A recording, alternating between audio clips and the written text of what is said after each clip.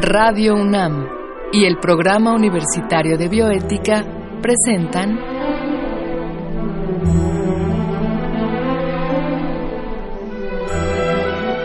El Árbol de las Ideas. Arte, ciencia y filosofía para la vida. Con Paulina Rivero Weber.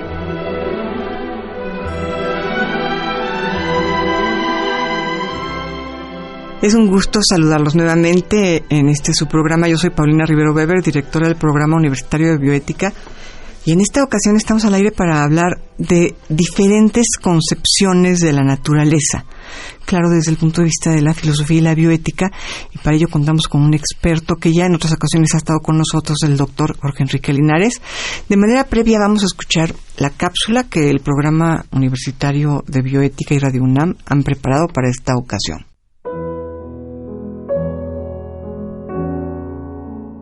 Cuando piensas en la naturaleza, ¿te reconoces como parte de ella?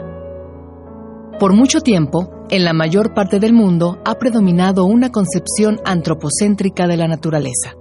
Conforme a esta visión, los seres humanos somos la especie más importante, y todo lo demás no es sino materia a nuestra disposición. Estas ideas se popularizaron primero por motivos religiosos, y después surgieron otros argumentos para defenderla. En todo caso, el antropocentrismo nos ha traído muchos problemas, poniendo en riesgo la vida en el planeta. Desde hace varios años, la ciencia ha demostrado que un complejo balance entre todos los seres animados e inanimados de la Tierra es y ha sido fundamental para que haya vida en nuestro planeta. En este sentido, una concepción ecocéntrica de la naturaleza es aquella que pone al centro a la casa que todos tenemos en común. Su base está en la ecología. Frente a ella, la bioética se pregunta, ¿cuál es la manera correcta de tratar al planeta? El doctor José Sarucán Kermes es uno de los grandes ecólogos de nuestra universidad. En su opinión, la mayor responsabilidad que tenemos hoy es la obligación ética para con la evolución de la vida. Los seres humanos hemos evolucionado junto con muchas otras especies, y eso nos hace parte de una gran familia a la que no podemos darle la espalda. Esta es una postura evolucionista. Por lo general, evolucionistas y ecologistas concluyen que debemos cuidar y respetar al planeta. Estos son los versos dorados del poeta francés Gérard de Nerval. Hombre, pensador libre, ¿crees pensar tú solo en un mundo en que estalla la vida en toda cosa? De las fuerzas que tienes, tu libertad dispone, pero el universo permanece ausente de tus consejos. Respeta en cada bestia un espíritu activo. Cada flor es un alma que se abre a la naturaleza. Un misterio de amor en el metal reposa. Todo es sensible, y todo tiene influjo en tu alma. Teme en el muro ciego un mirar que te espía. A la materia misma, un verbo va ligado. No la utilices para uso impío. Suele en el ser oscuro vivir un Dios oculto, y como un ojo en ciernes, cubierto por sus párpados cerrados, crece tras la corteza de la piedra un espíritu. Nerval transmite una idea interesante. El Dios, lo sagrado, es la naturaleza en su conjunto, cada bestia, cada flor, cada metal. Si respetáramos a la Tierra como un todo, el peligro que hoy se cierne sobre nosotros no sería tal. Solo desde el respeto radical hacia la naturaleza podemos recuperar los hábitats de cientos de animales que hoy se encuentran en peligro de extinción. Aún hay mucho que podemos hacer.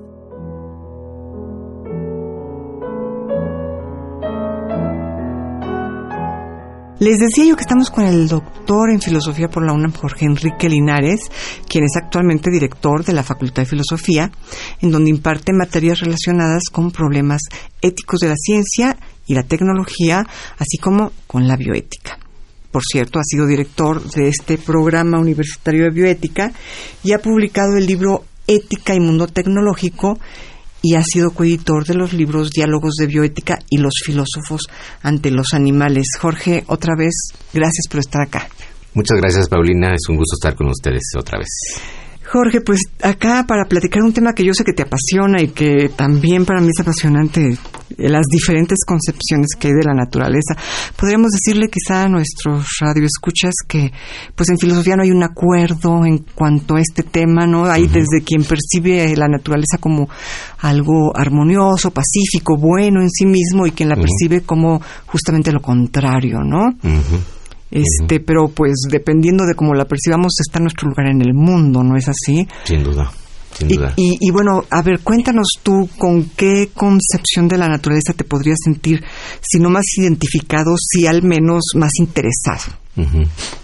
Bueno, hay que decir que desde luego la idea de la naturaleza ha ido cambiando a lo largo de la historia de la humanidad y en diferentes civilizaciones. Claro.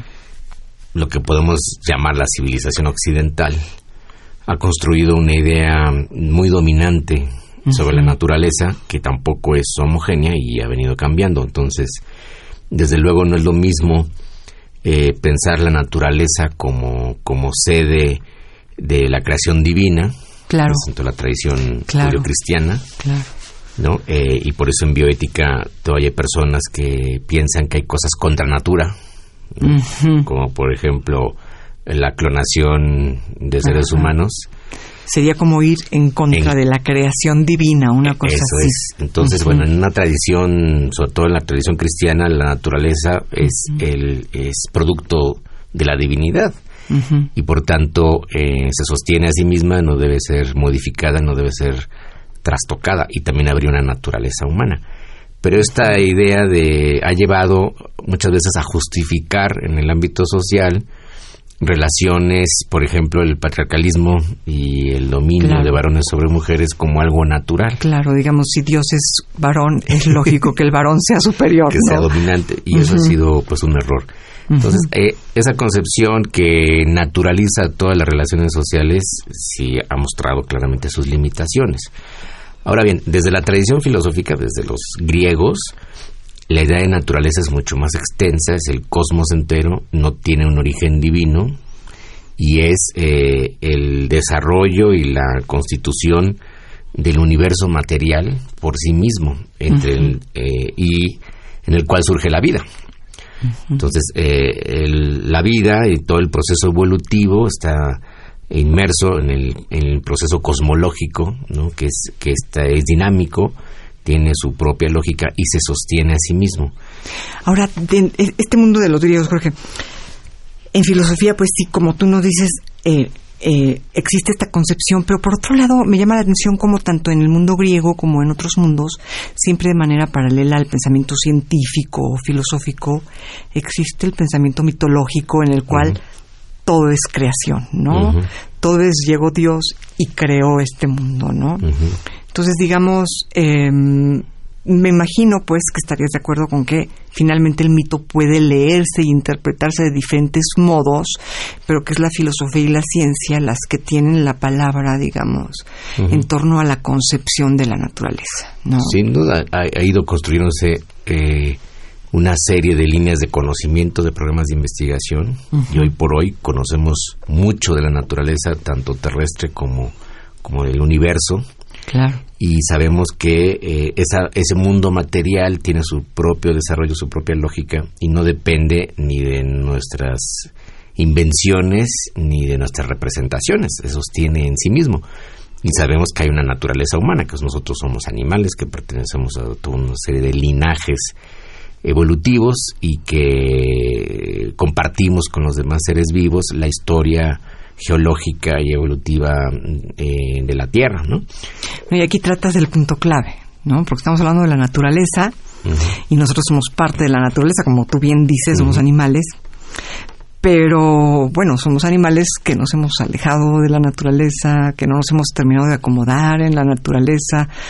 Aquí sí, tú me mandaste alguna vez recomendar un texto muy bueno de Ortega y Gasset, si no me equivoco, sobre la naturaleza, ¿no? Creo que por ahí iría la cosa, ¿no? O sea, ¿en qué medida nosotros como seres humanos, al ser parte de la naturaleza, hemos fraguado una historia de un constante intento de alejarnos de ella, Eso ¿no? es. ¿O cómo verías tú esto?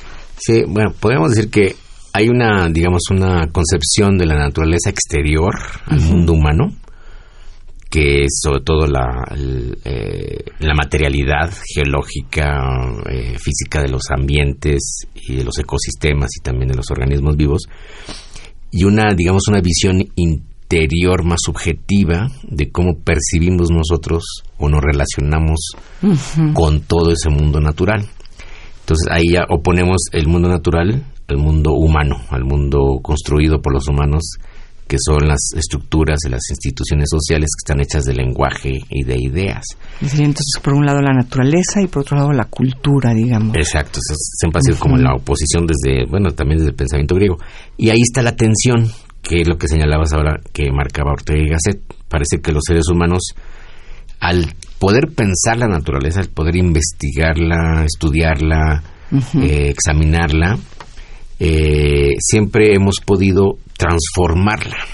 Ahí está la cuestión. Y esa transformación de la naturaleza nos lleva a una especie de tensión entre que queremos conocer la naturaleza no solo para saber cómo es y defendernos de muchos de sus efectos, que en efecto pueden ser muy negativos para nosotros. Por ejemplo, las enfermedades.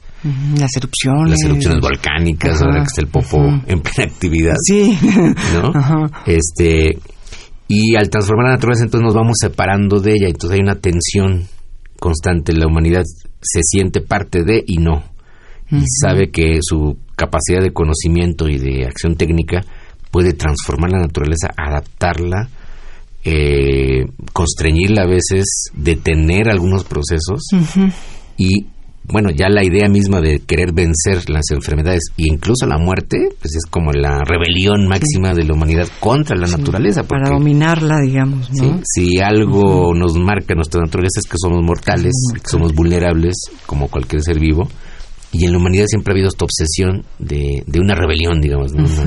De una ruptura. Ahora, habría niveles en esto, me imagino, ¿no? Porque ya no somos ese hombre natural que convive con la naturaleza como un animal más, pero en el camino de esta separación, digamos, en el otro extremo está el ser humano rodeado de cemento y de metales, digamos, sin vida, sin vida vegetal, sin vida animal, ¿no?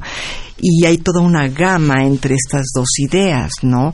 Y a veces cuando vamos en el periférico en esta ciudad pareciera que estamos llegando ya a ese extremo en que no hay vida y lo único que hay es cemento y metal, ¿no?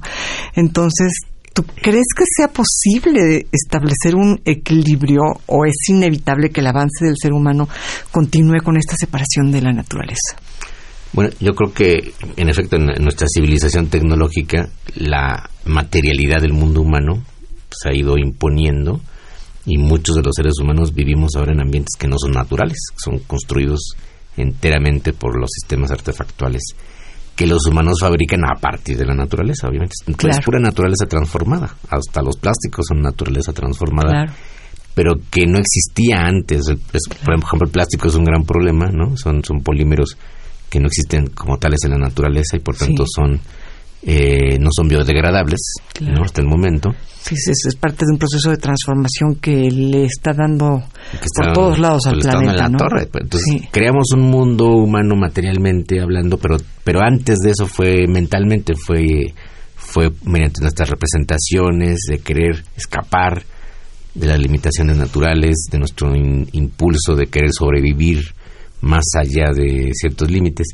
Y en efecto ahora hemos llegado a una tensión muy fuerte en que todo el mundo humano construido sobre la Tierra, en la faz de la Tierra sobre todo, no hemos podido colonizar por suerte otros planetas, ni satélites, ni estar en el fondo del mar, ni vivir en el fondo de la Tierra, pero sí toda la superficie terrestre la hemos invadido y colonizado, por decirlo así.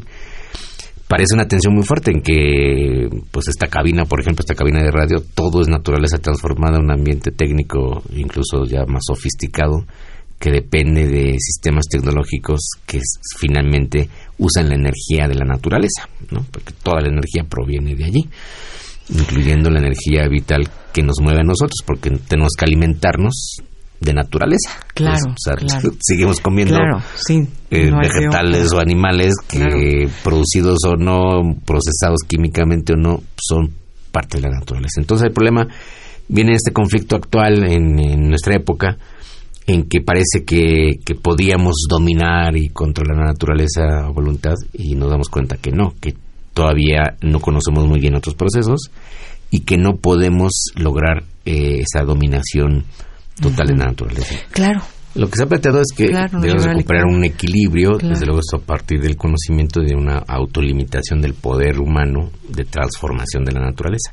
Entonces la modernidad, sobre todo la modernidad occidental, dominó la idea de que los humanos tenemos el poder y el conocimiento para dominar la naturaleza, para convertirla en mera materia, para transformarla en energía, a nuestro materia prima, a nuestro entender y a nuestro gusto, como ahora creemos que podemos transformar nuestro cuerpo, ¿no? Y modularlo como queramos y mantenerlo joven y bello mucho tiempo, que siempre es difícil.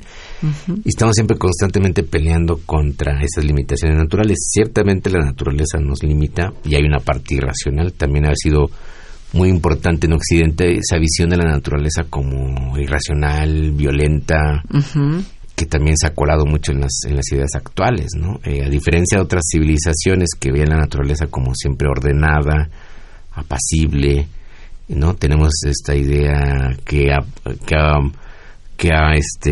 utilizado mucho, por ejemplo, el cine de la naturaleza salvaje, ¿no? Violenta, en donde los humanos nos sentimos más vulnerables y parece que solo nos sentimos a gusto en casas o en ciudades construidas con toda la materialidad técnica humana, alejados de la naturaleza, por ejemplo, de insectos, ¿no? Muchos de nosotros no queremos tener insectos en las casas porque es como que se cuela la naturaleza salvaje, ¿no? En nuestros hogares y eso a algunos nos angustia mucho, ¿no? Cuando en el campo, por ejemplo, pues la gente siempre estuvo acostumbrada a convivir con todo tipo de animales y plantas y ser parte de un ecosistema. Y si hay una gran diferencia entre las casas hechas de madera o con piedra, ¿no? Que se adaptaban al ambiente en realidad, que las construcciones de cemento, de hormigón y vidrio. Sí, que llegan a incidir y a destrozar. Totalmente contrarias, ¿no? Completamente. Ahí vemos dos formas de vivir en la naturaleza, una forma más equilibrada, más reconociendo que somos parte de una utilización adecuada de los materiales naturales, y la forma moderna, tecnológica, típicamente occidental, que es totalmente separada, en contra, transformando toda la naturaleza, oponiéndonos, luchando contra la naturaleza. Hay un libro importante de Barry Commoner, otro ambientalista, que se llama En lucha contra la naturaleza. Entonces, la civilización moderna, tecnológica, típicamente occidental, está en una guerra contra la naturaleza. Claro. Y esa guerra debe terminar. Debemos hacer la paz y reconciliarnos otra vez, reconociendo los límites que la naturaleza nos impone, que son los límites de nuestra existencia, digamos, ¿no? Y usando los recursos adecuadamente, porque lo que hemos producido en poco tiempo, en menos de un siglo, son desequilibrios ecológicos graves que el planeta ya está resintiendo. Claro. Algunos piensan que solucionaría esto yéndonos a Marte o a colonizar. Lo cual en lo personal me parece completamente absurdo, ¿no? Es una locura. Aún el ambiente más inhóspito de este planeta es menos inhóspito que Marte. Así es. Pero bueno, retomando esta idea que nos mencionabas, habría grados para alejarnos y crear un mundo nuevo a partir de la naturaleza. Entonces, es factible que toda esta tecnología nos ayude a reinsertarnos en la naturaleza de manera más armónica. Eso podría ser un camino inverso, ¿no? Claro. Los conocimientos que tenemos y las técnicas que tenemos, podremos empezar a diseñar formas más biocompatibles, más equilibradas, ¿no? Reutilizando materiales naturales. Por ejemplo, el plástico, ya se ha dicho muchas veces, podría ser un material del que debemos prescindir. Claro. Parece ahora imposible. Suplirlo por materiales naturales. Pues suplirlo por la forma de vida que teníamos hace, ¿qué será? 50 años, 60 años, ¿no? Yo recuerdo que cuando yo acompañaba a mi madre al mercado, todo lo colocaban en cucuruchitos de papel, ¿no? Y no hacían falta las bolsas de plástico. Ahora, es que estas dos concepciones de la naturaleza, de las que tú nos hablas, ¿no? La concepción de la naturaleza como algo muy armonioso, esta concepción romántica de la naturaleza, el pastorcito con sus ovejas, ¿no? Y esta concepción terrible de la naturaleza como algo salvaje. Es que finalmente ambas son reales, ¿no? Sí, yo creo que ambas son reales y podemos estar en armonía sin destruirla. Una armonía que es dinámica, que es variable, no siempre va a ser igual. Exactamente. Porque en efecto, cuando notamos lo salvaje de la naturaleza, pues en fenómenos naturales extremos o simplemente en la enfermedad. Cuando enfermamos, vemos, ¿no? Lo implacable que son las causas de la naturaleza, y hay veces que no hay manera de evitar que alguien muera o que la enfermedad te deteriore o que te dañe. Y eso demuestra la causalidad de la naturaleza. Ahora, entre esa idea la idea occidental, entonces, convierte la naturaleza en medio, en objeto. Para los fines de la comodidad y de la seguridad humana, digamos. Ajá, y se olvida de los propios mecanismos de autorregulación, digamos que de los sistemas de autorregulación de la naturaleza. Y esto ha sido un problema ecológico, ¿no? Entonces, deberíamos recuperar una visión no instrumentalizada de la naturaleza, una visión de la naturaleza como suelo, como fondo, digamos, como sustento. Sí, que entendamos que no es nuestro instrumento para lograr lo que queremos, ¿no? Exactamente. Y al mismo tiempo, desde luego, que tenemos que seguir utilizando nuestra inteligencia técnica para defendernos, ahí sí, digámoslo, hasta donde podamos, de algunos efectos en la naturaleza que claramente no son perjudiciales. Ya he hablado de la enfermedad o de fenómenos naturales, o cuando las personas que viven, es que la humanidad ha sobrevivido en lugares increíbles, en los más fríos y en los más calientes de la Tierra, a diferencia de muchas otras especies que no son tan tontas y no migran a lugares inhóspitos. Entonces, y los humanos se han adaptado gracias a su capacidad técnica. Pero en realidad, las adaptaciones ahora se explican muy bien en antropología cultural.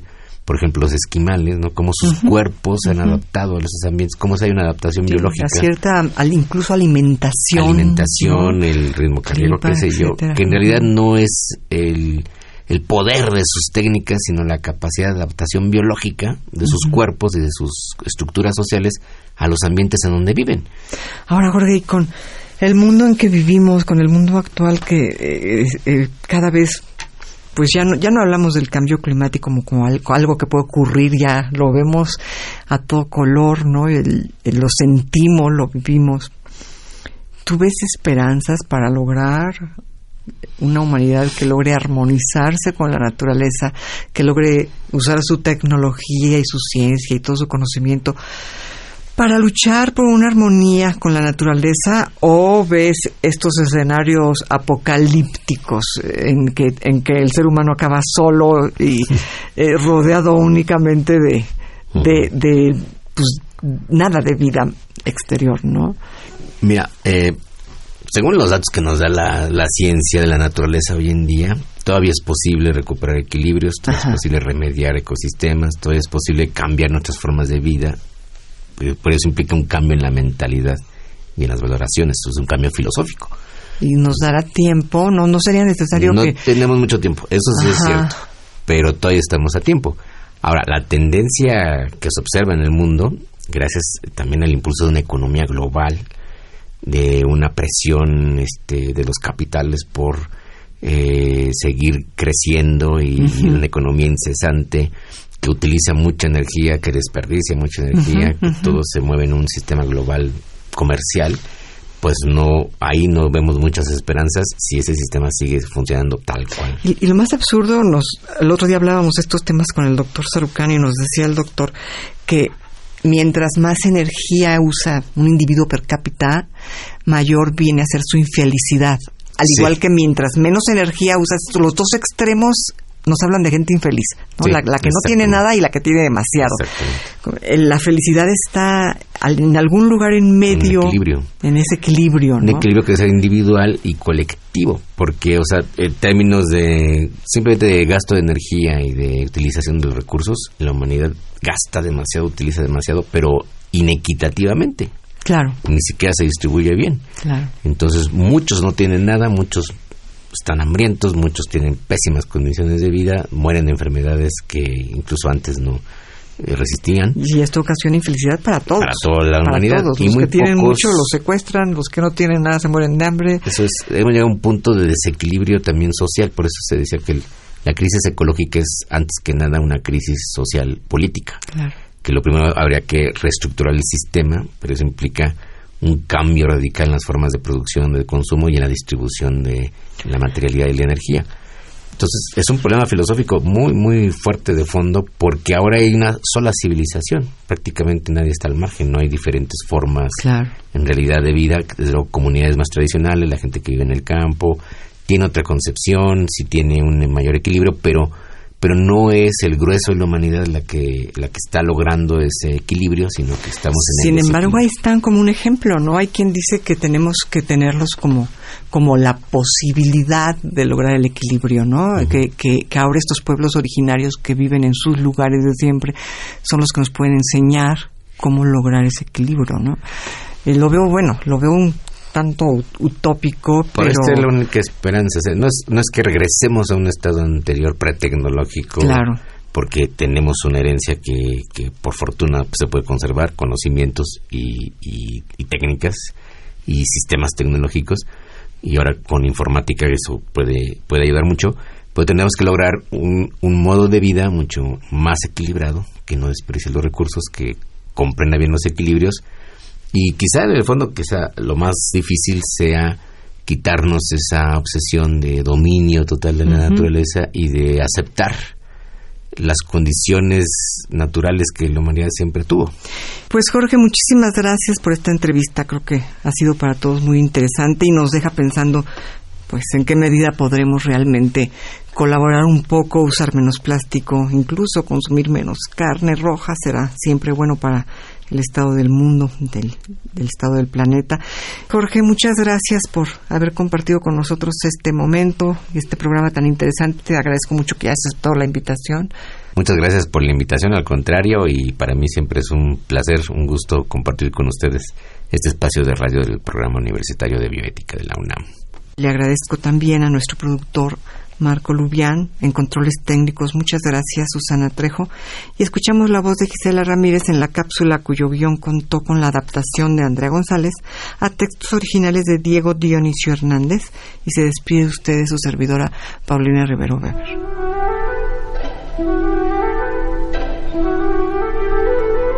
Radio UNAM y el Programa Universitario de Bioética presentaron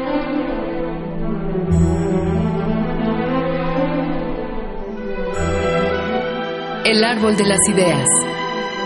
Arte, ciencia y filosofía para la vida. Con Paulina Rivero Weber.